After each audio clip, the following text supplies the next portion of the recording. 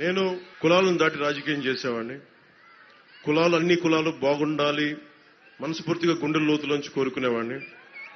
ఒక్క కులం కోసమో, కొన్ని కులాల కోసమో, కొన్ని వర్గాల కోసమో నేను జనసేన పార్టీ పెట్టలేదు.